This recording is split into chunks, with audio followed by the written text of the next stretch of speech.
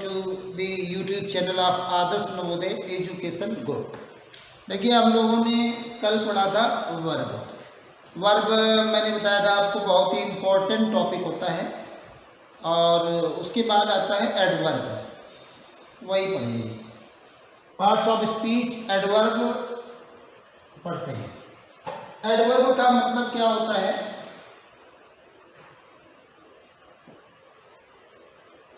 यह आपका fifth part of speech में फिफ्थ टॉपिक है।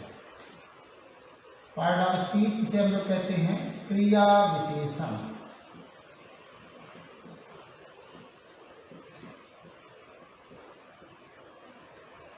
देखिए समझने वाली बात यह है कि एडजेक्टिव नाउन या प्रोनाउन को क्वालिफाई करता है, लेकिन एडवर्ब मॉडिफाई करता है।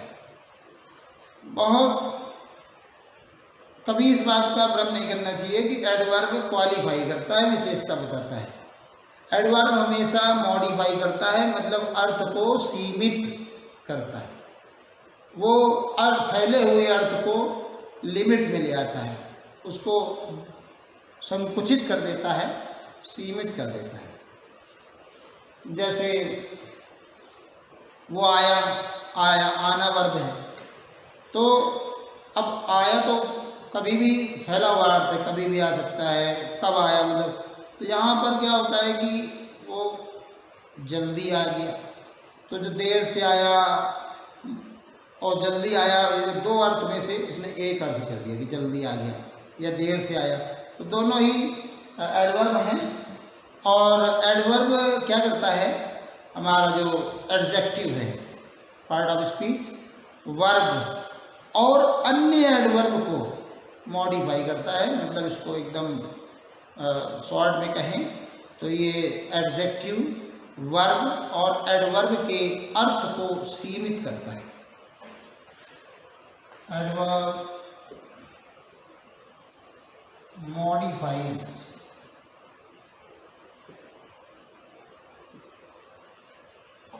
अर्थ को सीमित करना,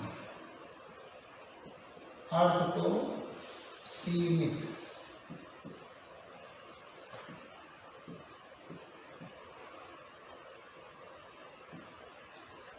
adverb modifies an adjective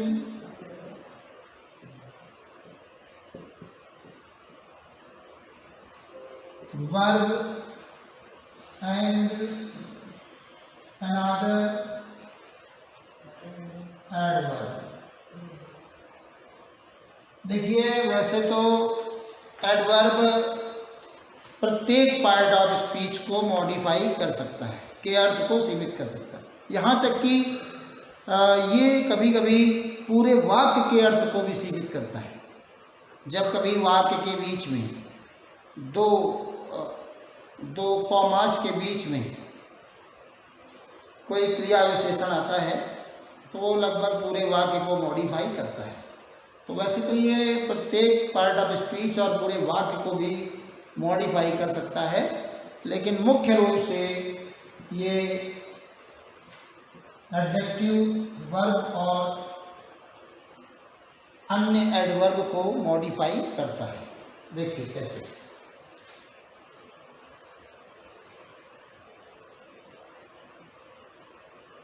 He always comes late। अब आप इसका हिंदी अर्थ बनाइए, वो हमेशा देरी से आता है। इस वाक्य में 1 2 3 4 शब्द हैं, ठीक है। अब ये आप जानते हो कि ये तो प्रोनाउन है। क्या है ये? पर्सनल प्रोनाउन है। ऑलवेज को आप जानते हैं कि ऑलवेज एक एडवर्ब है। कौन सा ये एडवर्ब है? ये आप जानते हो कि प्रेजेंट इंडेफिनिट में मैंने आपको लिखाया था कि जिन वाक्यों में ऑलवेज आता है वो प्रेजेंट इंडेफिनिट होता है, और एडवर्बियल्स होते हैं। ये मैंने लिखाया था आपको, टाइम शोइंग एडवर्ब है, तो ये एडवर्ब है। अब इसके बाद तीसरी कम्स को आप जानते ही हैं कि ये वर्ब है। अब यहाँ पर एक शब्द ये बचा हुआ है, ये क्या है? अब हमें हमारे अंदर ये एबिलिटी होनी चाहिए अच्छी इंग्लिश के लिए कि हम वाक्य के प्रत्येक शब्द को अच्छी तरह आसानी से तुरंत बता सके कि वो कौन सी पार्ट ऑफ स्पीच है। अगर ये आसानी से बता सकें तो, और वो किससे रिलेट हो रही है, किससे जुड़ रही है, तो बेहतर रहता है। क्योंकि आप यहाँ पर ये ट्रांसलेट, अब क्या होता है कि ये जो ही है नाउन है, अब इसमें 4 शब्द हैं, हम इनकी पार्ट ऑफ स्पीच पर ध्यान न दें और खाली अब ये देखें कि एक शब्द किस दूसरे शब्द से कनेक्ट हो रहा है। ये चीज़ भी हमें बताती है कि हम कैसे, ये चीज़ भी हमें पार्ट ऑफ स्पीच को डिटरमाइन करने में, रिकॉग्नाइज करने में, पहचानने में मदद करती है। क्योंकि आप जानते हैं कि अगर वो एडजेक्टिव होगा तो नाउन से ही कनेक्ट हो रहा होगा तो एडजेक्टिव होगा। अगर वो किसी एडजेक्टिव वर्ब एडवर्ब से कनेक्ट कर रहा हो तो वो एडवर्ब होगा, एडजेक्टिव नहीं हो सकता। ऐसे करके देखिए वो, अब हम देखिए कि लेट शब्द है, अब इसको हिंदी बनाएं, वो रोज देरी से आता है। अगर हम इस देरी से को वह के आगे लगाएं कि देरी से वह, तो हम देखेंगे कि ये सही अर्थ नहीं पकड़ पा रहा। फिर हम कहें कि देरी से हमेशा, ये भी सही अर्थ नहीं।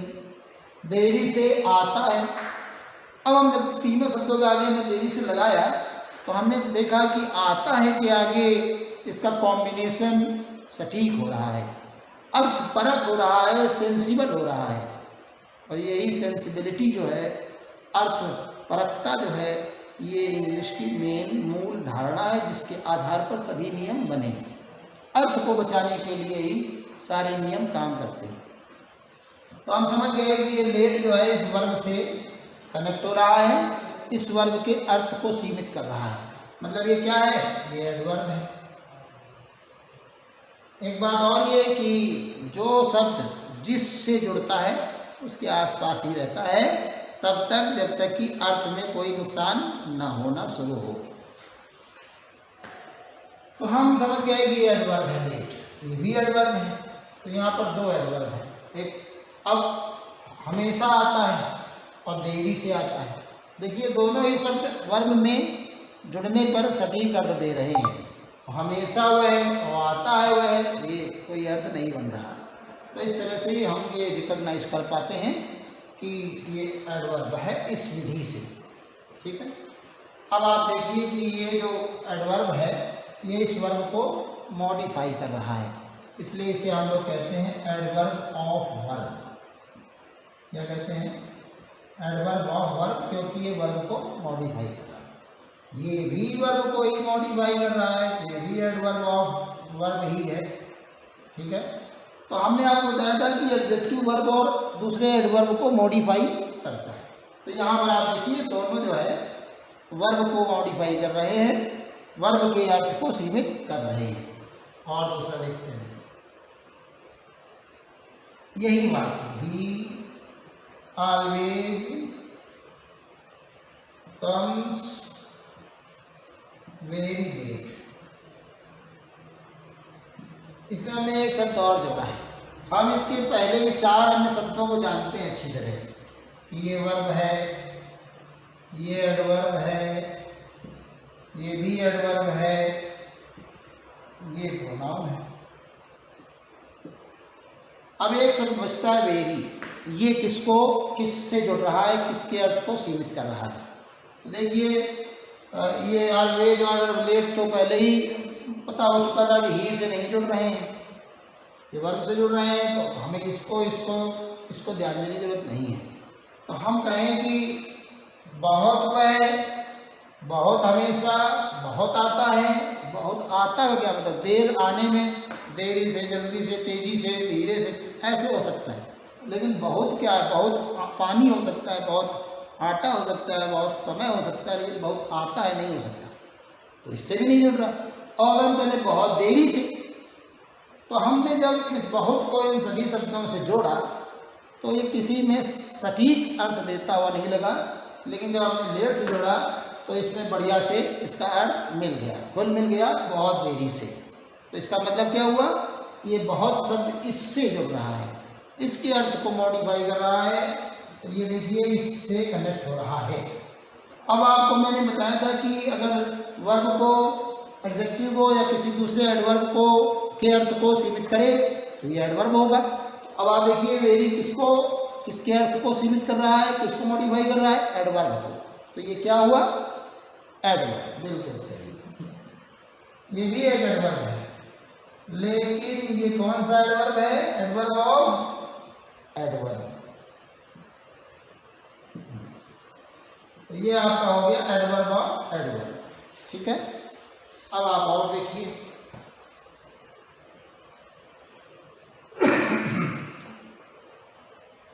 He is a very good man. अब यहाँ पर आप देखिए इस वाक्य को, इस वाक्य में आप जानते हैं कि इज है ना, इज ये हेल्पिंग है, यहाँ पर लिंकिंग वर्ब है। कौन सी वर्ब है, लिंकिंग वर्ब। ठीक है, एंड क्या है, एक आर्टिकल है, एडजेक्टिव आर्टिकल। ठीक है, और ये ही तो आप जानते ही हैं कि प्रोनाउन है, मैं तो आप जानते ही हैं नाउन है। अब देखिए इस अच्छा आदमी, नाउन के पहले जो शब्द आता है वो क्या होता है, एडजेक्टिव होता है। इसका मतलब क्या हो गया, ये गुड क्या है, एक एडजेक्टिव है। ठीक है, अब इसमें एक शब्द बचता है वेरी, इसको जोड़ लीजिए, बहुत वह, बहुत है, बहुत एक, बहुत आदमी।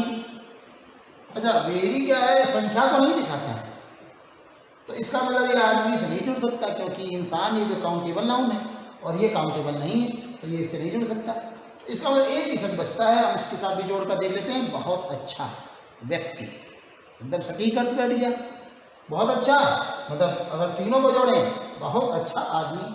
तो इसका मतलब क्या हो गया, ये वेरी जो है ना, किसको, इसको, इसके अर्थ इससे जुड़ रहा है। तो इसका मतलब वेरी क्या है, आपका एक एडवर्ब है। कौन सा एडवर्ब, एडवर्ब ऑफ एडजेक्टिव। ये एडजेक्टिव, वर्ब ऑफ एडजेक्टिव है। तो इस तरह से आपने इसकी परिभाषा देखी और इसके एग्जाम्पल भी देखे, और इससे आपको पता चल गया कि ये इन तीन को मॉडिफाई करता है। इन तीन को जो मॉडिफाई करता है वो एडवर्ब होता है। यहाँ पर एडवर्ब ऑफ वर्ब है, ये यहाँ पर एडवर्ब ऑफ एडवर्ब, ये एडवर्ब ऑफ वर्ब और ये एडवर्ब ऑफ एडजेक्टिव, तीन को करता है।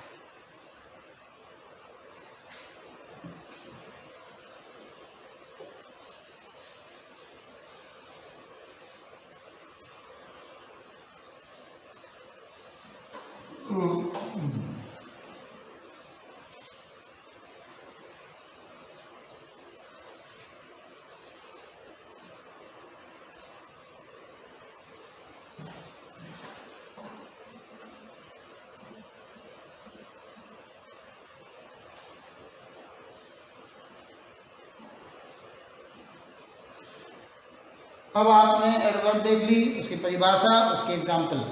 अब आप देखिए यहाँ पर कि इसके प्रकार, टाइप्स। देखिए एडवर्ब कई तरह के होते हैं। एडवर्ब एक तो आपका एडवर्ब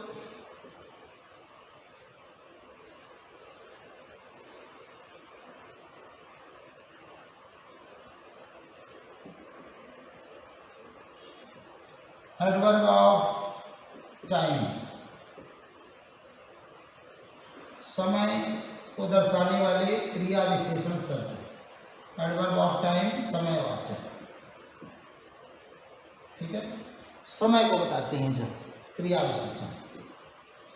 तो ये समय को जो बताते हैं, कोई भी क्रिया हो रही है, कब, अगर हम वाक्य में कब लगाएं क्रिया के आगे, या एडजेक्टिव, जैसे अच्छा, जितने भी एडजेक्टिव होते हैं, adjective of quality, adjective of quantity, तो ये जैसे क्वालिटी है कि अच्छा, तो कब अच्छा वगैरह, तो ये सटीक नहीं बैठ रहा। जैसे दूध दही क्वांटिटी को मात्रा में दिखाते हैं, तो कब उसकी कितना आता है, तो वो नहीं बैठेगा। तो इस तरह से ज़्यादातर एडजेक्टिव टाइम को शो नहीं करते। तो फिर बचता है दूसरे एडवर्ब, ये भी बहुत ज़्यादा टाइम को शो नहीं करते। लेकिन वर्ब काम कब हो रहा है, किस समय पर हो रहा है, ये हम पूछ सकते हैं। ये पूछना लॉजिकल है। तो इसलिए इसका मतलब ये है कि ज़्यादातर एडवर्ब ऑफ टाइम जो है वर्ब को मॉडिफाई करते हैं। Most adverb of time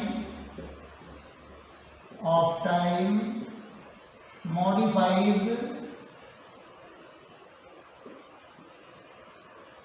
most adverb of time modifies verb। ज़्यादातर एडवर्ब ऑफ टाइम वर्ब को मॉडिफाई करते हैं।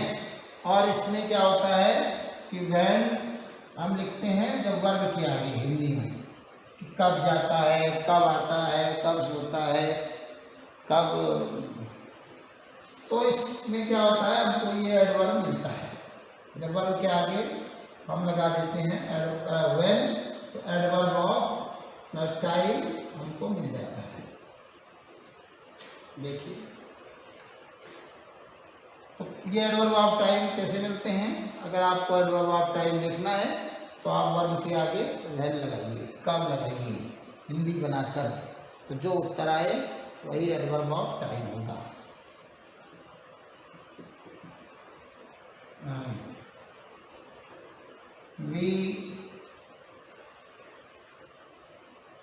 We went there yesterday। हम वहाँ गए कल। देखिए क्या है, वर्ब है, इसके आगे हमने क्या लिखा, कब, और इसका वेंट का होता है गया।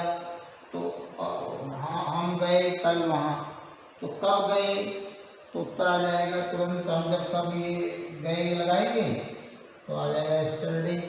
तो ये क्या है, एडवर्ब ऑफ अपना टाइम यही है। ठीक है।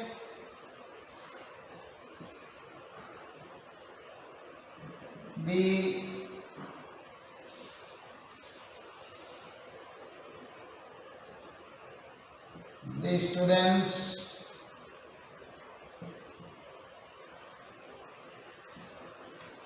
always get up early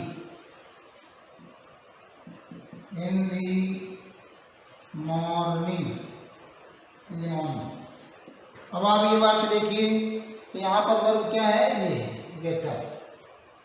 first form ही है उठते हैं, विद्यार्थी उठते हैं हमेशा जल्दी सुबह। तो क्या होता है, कब उठते हैं, इसमें हमने कब लगाया हुआ, कब उठते हैं।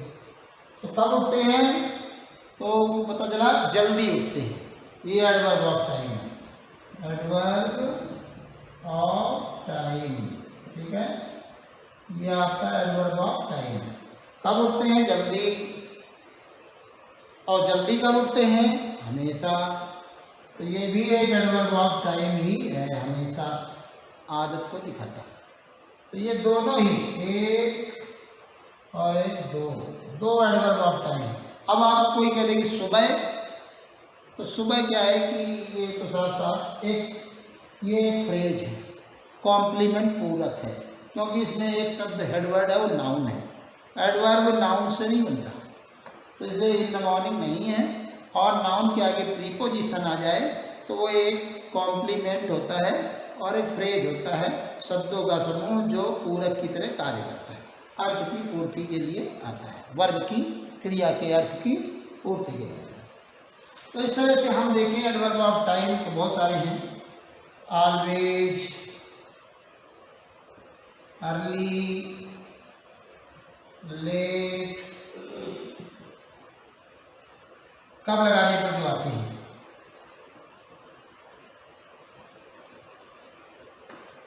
Always, early, late, yesterday, today, tomorrow, इस तरह से।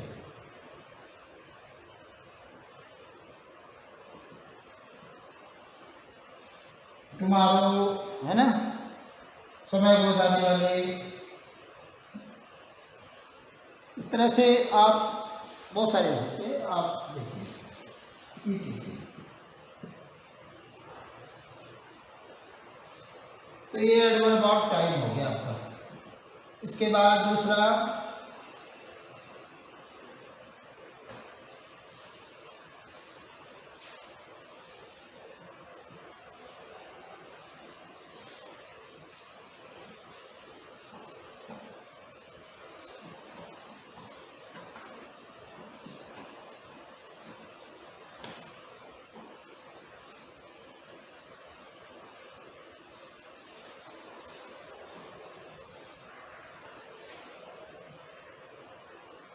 Adverb of place, स्थानवाचक।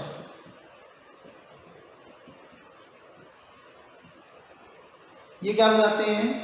ये स्थान को बताते हैं कि कहाँ। तो इसमें क्या होता है कि कोई नाउन नहीं आना चाहिए। स्थान को दर्शाने के लिए और भी शब्द हैं। स्थानवाचक में हमको लगाना पड़ता है वेयर, कहाँ। ठीक है, क्रिया के आगे हम लोग क्या लगाते हैं? कहाँ लगा देते हैं। तो ये एडवर्ब ऑफ प्लेस आ जाते हैं। तो मैं आपको बताऊँ, जैसे आप कहाँ लगाएंगे, मान लीजिए कहाँ लगाएंगे, तो इसके बहुत सारे उदाहरण से यहाँ, हियर, हियर भी स्थान को ही दिखाता है। देयर, वहाँ। तो हियर, देयर। लेकिन ये एडवर्ब मैं आपको बताऊँ, हियर और देयर एडवर्ब तभी होते हैं जब ये वाक्य की शुरुआत में ना आए। इंग्लिश में दो ऐसे शब्द भी होते हैं। देखिए, इंग्लिश बनी है अर्थपरक भाषा। English is a sensible language. English एक अर्थ पर आधारित भाषा है, ये तर्कपरक भाषा नहीं है।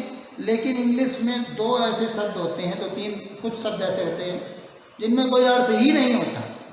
अगर वो अपने असली जगह को, स्थान को छोड़ दें, उन्हें हम लोग इंग्लिश में डमी वर्ड्स कहते हैं।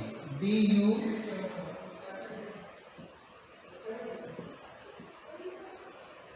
डमी वर्ड्स कहते हैं। डमी क्या होती है? हमने शॉप्स में, कपड़ों की या खेत के बीच में ऐसे मानव आकार देखे हैं जो कि नहीं लकड़ी से, घास फूस से, प्लास्टिक वगैरह से बने होते हैं, जिनमें जान नहीं होती। वो केवल दिखाने के लिए 100 पीस टाइप होते हैं। जैसे खेत के बीच में वो बिजूका लगा दिया जाता है, वो भी एक डमी है, जिसको हम लोग फियर क्रो वगैरह बोलते हैं। वो खेत में पक्षी, चिड़ियों को उड़ाने के लिए काम आता है, उसमें जान नहीं होती। ऐसे ही इंग्लिश में कुछ शब्द ऐसे हैं जिनमें जान नहीं होती। वो केवल सब्जेक्ट, कमज़ोर सब्जेक्ट, जो कमज़ोर सब्जेक्ट होता है उसको बल प्रदान करने के लिए, उसको एम्पावरमेंट करने के लिए, एम्पावरमेंट बनाने के लिए, उनको ताकत देने के लिए आते हैं। उनमें एक हियर भी है, देयर है, इट है। हियर, देयर और इट, ये क्या है? ये हैं आपके डमी वर्ड्स। कब? जब ये वाक्य की शुरुआत में आते हैं। आप जैसे देयर लिव्ड अ हर्मिट, वहाँ पर इसमें वहाँ नहीं आया, बोले एक, देयर वाज अ किंग, एक राजा था।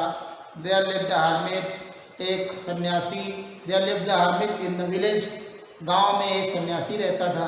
तो यहाँ पर देयर और हियर ऐसे जो शब्द हैं, जैसे इट इज़ रेनिंग, बारिश हो रही है, इसमें इट का, हियर का, देयर का कोई अर्थ नहीं आया। तो ये डमी वर्ड्स हैं।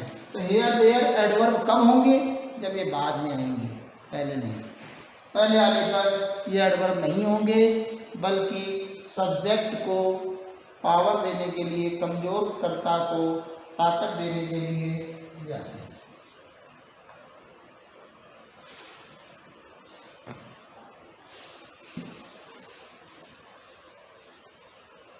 तो हियर, देयर है, और ऐसे ही स्थानवाचक नोवेयर, नोवेयर वगैरह ऐसे शब्द हैं जो हमारे स्थान को दिखाते हैं। जैसे